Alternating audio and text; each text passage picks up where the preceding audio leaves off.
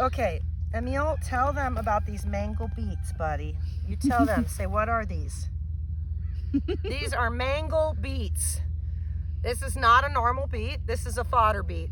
I've been growing these for years, and I get a lot of comments from people in today's time. It's very expensive to feed livestock. Hay prices have tripled. Grain prices have quadrupled. It's actually been pretty incredible to try to keep up through these times. So you really, to feed your family, have to think very, very smart, because you're not going to be able to feed those animals if you just want to go buy all the products. So the Mangel beet, again, this has been before time that the Mangel beet has been growing. And what's exceptional about the Mangel beet is it can get up to 30 pounds each beet. Whoa. So you can imagine when you're feeding big cattle and hogs and stuff, how much they love this thing.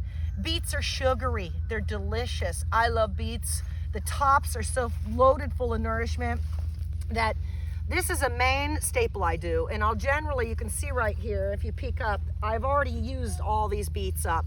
These beets, I grew these 2 rows last winter. And because I have comfrey and lots of other stuff I grow, I haven't had to abuse them too much, which has been wonderful. You can take a little peek here at what they look like. I mean, they're pretty remarkable. There's a kind of a picture of how ugly they can get. And they will never stop growing. If you don't pull them, they'll just keep on growing. Here's another. And these also are something you can eat. So it's not just for animals. You don't want to eat them at this stage. This is animal food at this stage. But when they're younger, they're definitely delicious and something you could totally enjoy. And there you can see when they're underground. These are little guys. They'll get so big over summer that, like I say, it only takes one to feed one of my giant pigs. This is something you need to get some seeds, get in the game, and get them growing. You can grow them any time of year. Beets do hate it at 90 degrees. So in the mid of summer, don't do it.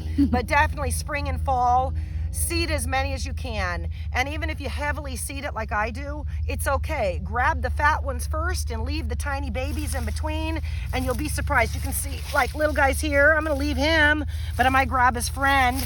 And look at this guy here. I mean, they just keep going. You see, so definitely get your guys self some beets. If you've got any goats, sheep, cattle, the pigs love them more than anything. The pigs, when they eat beets, I mean, I think that they think they've died and gone to heaven.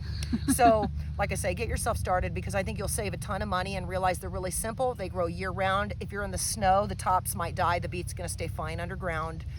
This is something that can save you feeding your family and keep those animals alive. Another one next to it that we might go and talk about in the future is, it's called Ford Hook chard, and that is a Swiss chard that grows enormously large leaves, and it's a fodder also that can produce so much food for your animals that it's almost mind-blowing.